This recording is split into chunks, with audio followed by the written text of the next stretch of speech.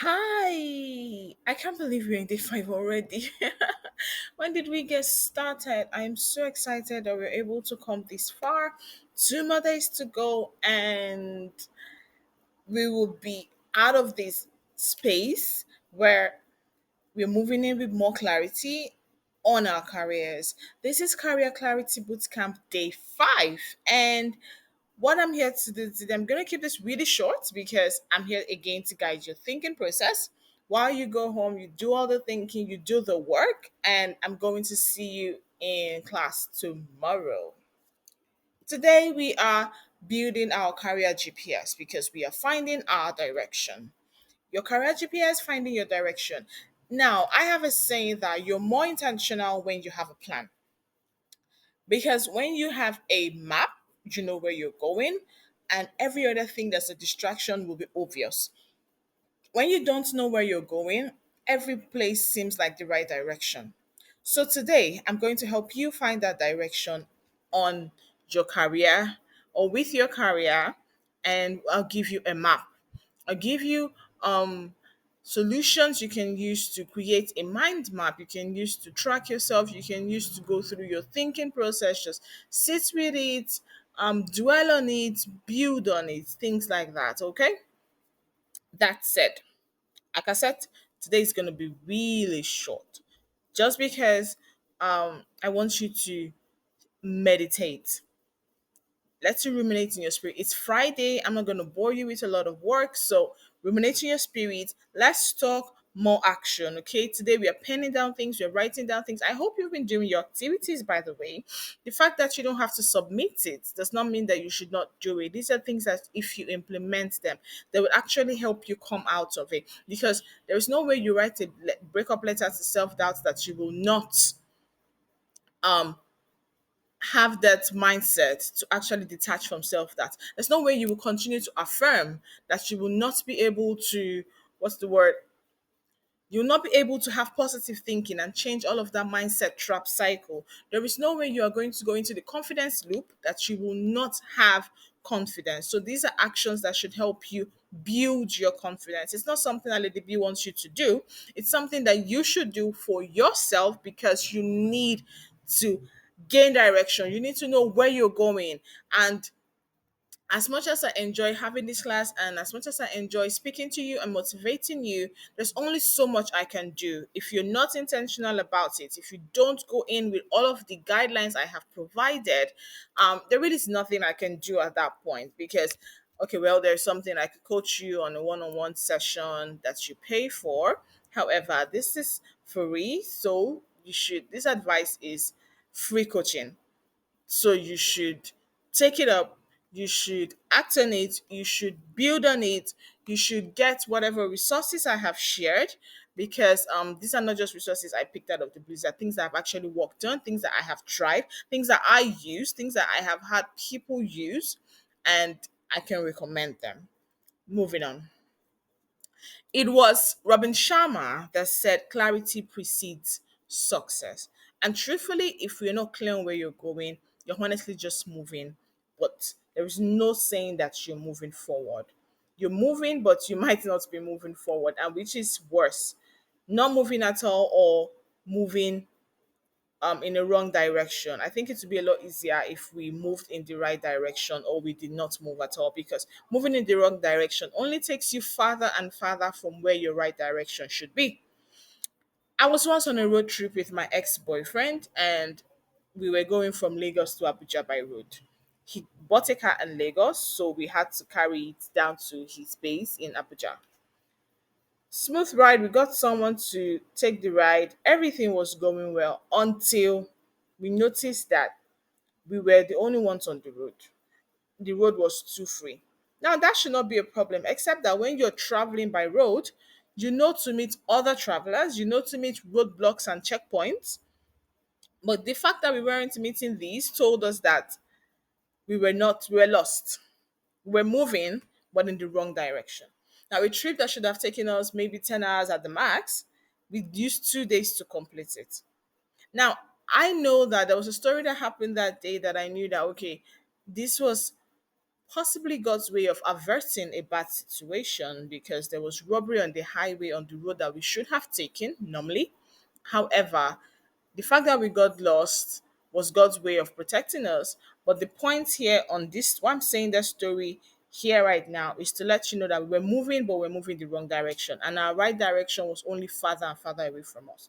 And because the right direction was too far, we had to stop somewhere and sleep past the night in a very inconveniencing state and then wake up the next morning and continued moving. We're now able to find our direction because it was clearer.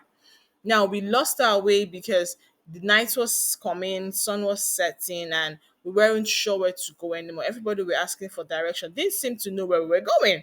And everybody just, oh, just keep going straight, keep going straight, keep going straight. Don't turn, no, don't take a left, don't take a right, just keep going straight. As simple as keep going straight was, it wasn't very convenient for us. So we knew that we had to stop and get clarity and move. And it was a lot easier when we got clarity, when the day was brighter, we could see, we could move with precision. We knew where we were going. So clarity is equals to direction plus energy plus confidence. Take that from me. Clarity is the equation of direction plus energy plus confidence. Now, if you're moving in a known direction, you're going with your zeal and all of your energy, and you're doing that with confidence because your skill sets are packed up. You gain clarity. And when you have clarity, you become successful at what you are doing. So be careful to know when you are moving and when you're moving forward. We don't just want to be moving, we want to be moving forward. Don't just go and then go left and then go right. And because everybody's going this way and then that's the way you want to go, don't forget the bandwagon effect. Don't go with the group. Go on your map, go on your route. Your route may be different, but you know where you're going. And once you're clear on where you're going, you will know how to get there. If you get there and there are no bridges, you build bridges and you cross it and you go your direction. A lot of people find themselves moving in a direction because of the bandwagon effect.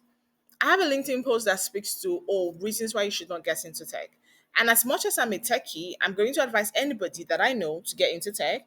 But I know that some people do it for the wrong reasons. They tell you learn a skill in 6 months and then you make the six figures. You don't make the six figures because you learned a skill in 6 months. And I'm talking six figures in dollars. You don't make the six figures because you were learning or you learned a skill in 6 months. 6 months is where you get to beginners level. And over time, when you have built competence and when you have built confidence, that is when you can begin to get the reward. Now, tech is rewarding, but on the long term, it's not going to happen now. And it also requires effort, it also requires energy, which is why you need to be clear on where you're going. You need to be clear. And I'm emphasizing the need because this is not just a I want this, I'm gonna go get it, or this can be learned, I'm gonna go get it. I've heard people, I've met people, and I have been one of those people that would just scout and scout and scout. I learned data analysis, I learned product management before I settled for business analysis because it was more my thing. Data analysis was the bandwagon effect. I had people getting jobs at Amazon, people getting jobs at Microsoft, and I wanted that. I really do want that for myself.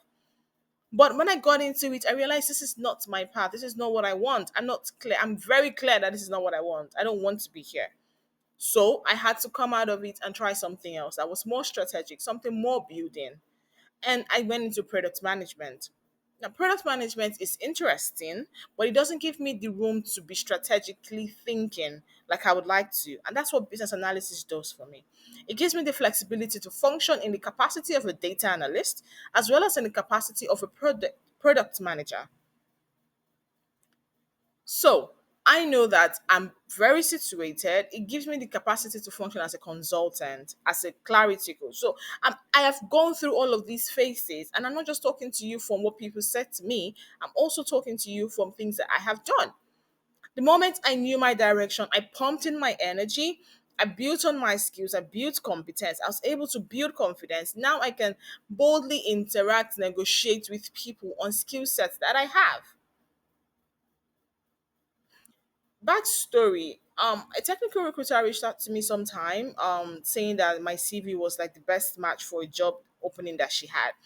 And excited as I was, I'm like, okay, let's explore the opportunity. And she said it was going to be a fully on-site job. Distance was quite a distance from my house, but of course I could commute. I was looking for an on-site job, but I just told myself, okay, let's hear her out. And she went on speaking, oh, what's my request? I gave her my charge, and she's like, oh, if I offer you something lesser, would you take it? And I'm like, okay, maybe I'm gonna make a compromise. How much is lesser? And she slashes my ask into two. I'm not good. I told her, okay, I understand you. You're actually offering a good amount for what you're looking for. I'm a bit overqualified for that role, but I would take it if it was fully remote. But I cannot do that cost for a fully on-site job. If I'm going to incur transport, and I'm probably going to have to do like a wardrobe overhaul because the outfit you wear to the office is different from what you wear at your remote work. I just said that, you know what, I'm going to find someone and recommend someone for you, but it's not going to be me. And I'm able to do that with all of my confidence because I know my skill set. I know my skill stack. I know the tech stack I can use. I know how exposed I am. I know my level. I know my direction. So I will not just take anything that sounds good because it sounded good. That was the point I'm trying to make. So I'm able to negotiate because I am clear. I'm able to negotiate because I know my direction. I'm able to negotiate because I've built competence. I'm able to negotiate because my energy is pumped in my direction. So again, in the words of Robin Sharma, clarity precedes success, and that's something you want to sit within you. Now, you need to know what you truly want. And how do you identify what you truly want? You want to know, okay, what excites you, even if it scares you. What excites you to do? Are you excited by landscaping and nature? Maybe you should look into photography. Are you excited by drawing or molding things or building things with your hands? Maybe you should look into design, sculpting, architecture. Another question I'd like you to ask is, if money wasn't an issue, what would you be doing? What are you naturally drawn to? And I like to think that there's this thing called passion, follow your passion, but sometimes your passion is not what you should monetize. But sometimes it's that little thing, that thing that you're naturally drawn to, that you know that okay, um, this is what I like. I really love to do photography. I like taking pictures. But you've never ever considered photography, you should consider photography. You probably should just explore it and see if it's something you want to do on the long term or if it's something you want to leave as a hobby. Because you can always build from whatever natural skills you have. And that is the one I think tends to last more because one, you can stack those skill sets. Two, you can always come back to it. You never get exhausted of something you're naturally drawn to. For instance, I'm naturally drawn to women. I never really okay, no, that came out wrong. I'm naturally drawn to the girl child, to empowering her. Um, and naturally, if I find an opportunity where I could impact a girl, impact a lady, impact a woman, I will jump at it and I'll never get tired. I will give my whole self, I'll pour all of myself into it and never get tired. Now, that does not mean that I have to go be a counselor. It doesn't mean that I have to. There are other ways I could put in such flair. The other ways I could put in such flair that could make it easy to maybe monetize or just impact, because not everything is about money. There's also the impact. Some things are impact driven for me. So I try to see things that I'm naturally drawn to. And you should do same. Just sit with it and just ask yourself, okay, where do I really flow to? What direction is this? And I think it's gonna help a lot. What kind of work drains you and what kind of work energizes you? You want to do something that energizes you and you want to stay away from the things that drain you. I'm not going to dwell much on this because I feel like you know what I'm talking about. Don't be in that space where, because they say, oh, they have to pivot, they have to give you a career change, otherwise you're going to be laid off. I had that experience once where I was moved from strategy into like FP&A, and it wasn't my thing, but I didn't have a choice because it was either I took that or I was laid off. And I don't want to have it on record that I was laid off on a job or I was asked to leave a job. So the moment I begin to sense like, okay, this place is not moving in my direction, we're not aligned anymore, I'm just going to turn in my resignation. But I knew that the job drained me. There was a job I took up, there was a freelance job I took as a business analyst that was really, really draining. I knew that over time I would learn this job, but the work style was very draining for me. So I had to leave. Even though it was in my direction, I still had to leave. because it was mentally exhausting. I'm not the kind of person that deals with calls. There was a lot of constant random calls, unscheduled calls. I like to keep to my calendar. Sometimes I go into a focus mode where, you know what, I'm not speaking. I just want to churn out deliverables. I'm just going to type and type and type, document, do all of the things, templates, all of that, and sell out. But this particular job was just always messing up with my schedule, was all moduled up. And after the fact that it wasn't paying me so much. So it wasn't paying me as much. So I just told myself, you know what? For the sake of my sanity and peace of mind, I'm going to leave. Another thing you want to ask yourself is, where do you see yourself in 5 years without pressure? Emphasis on without pressure. Because what you truly want will be on your big picture. Where are you seeing yourself? Where are you picturing yourself? You're picturing yourself doing what? I want to retire at 40 and go into consulting. So I'm beginning now to lay that roadmap for myself. And 5 years is going to be 5 years whether you do anything about it or not. So you could as well take action. So where you see yourself in 5 years, where you see yourself in 5 years is going to be a huge determinant on how you build your career clarity, because you're now doing what you want. When you see yourself in 5 years, or maybe 3 years, maybe 5 years is too far. So maybe 3 years, count 3 years from the year you're listening to this video, and tell yourself, where do I want to be in 3 years? And begin to build a roadmap for it. It's okay if you don't have it all cleared out, but the moment you begin to document, the moment you begin to take action, every other thing comes together. Like I always say, you're not going to get the whole big picture when you're sitting down, but when you get started, when you take the first step, you see the next step, and you see the next step, because now you're assessing your set of experience, you're assessing your current state, you're assessing your direction. You now know what network you have, you now know what resources are available at your disposal, you now know places you can go to, things you can do, you know better. So the moment you begin to act, it's when you get more clarity and you know what the next steps are. In today's module, I had talked about, yesterday I mentioned that we're going to let go of all of the should-haves. I should have, coulda, woulda, shoulda, I could have, I should have, I would have. Or if I went to a different school, I would graduate with the first class. Or if I was born in a different family, I would probably have finer dentition. Or if I went to a different country, the grass would be greener. The grass is not greener on the other side out of circumstances. The grass is greener only where you water it. And that means putting in effort. The grass is greener when you put in effort. The grass is not greener because, oh, Lagbaja wants to be there, because Miriam wants to be there, because Lady B wants to be there. So, oh yeah, the grass is green. The garden you're admiring was made beautiful, and you can admire that because someone put in effort. So how about you put an effort into your own garden so that someone else can admire it and aspire to be like you, and possibly ask you what your secret is? If there's a garden if there's a garden that you like, and when I say garden, I mean if there's anybody you see, a relationship you admire, a growth you like, someone you admire, somebody you see and like, oh, this person is really doing so great for themselves. This, and you really like them. It's okay to body up into their network. It's okay to ask them, what do you do? How do you do what you do? I really admire you. Don't go in with jealousy and strife and unhealthy competition. Go in with healthy competition. Okay, you're getting that degree, I'm getting it. We're working in the same direction. Okay, so let's go get our certification. Don't sit down and admire people and say, ah, if I was born into her family, I could have. You may not. You probably may not. Now, there's no way to find out because we cannot change the circumstances, but you are here now. You don't want to have what others have. Don't want what others want. Know what you want. Remember where we're coming from? What do you truly want? Having assessed what you truly want and knowing what you truly want, you will then know that not everybody's cut out to be a doctor, an engineer, a lawyer. Not everybody's cut out to be a tech buddy. Not everyone is cut out to be a tech sis or a tech bro. If it's not your thing, it's not your thing. Maybe you enjoy being a doctor, and that's okay. You can upskill to tech to learn how to do data analysis for the medical field. You can upskill to learn how to maybe use AI to improve the lives of your consulting. So not everybody's cut out to leave doctoring and go into being a software engineer or a software product manager. It doesn't always have to be so. It's okay if you want a calm job. It's completely fine if you don't want a job that gives you the hassles.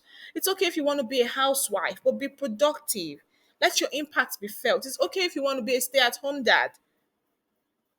It's okay if you want to leave 9 to 5, you want to leave corporate and go into business and entrepreneurship.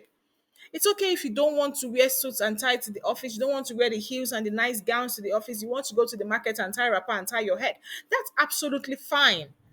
Whatever works for you, but know what you want, know what your big picture is, know what you're playing for here, know what you're playing at, know what you're driving at, know what is driving you. Don't be driven by the wrong things, don't be driven by jealousy, competition, money. Money is a bad driver, it's a good motivator but a bad driver. If you follow money, you will not upskill.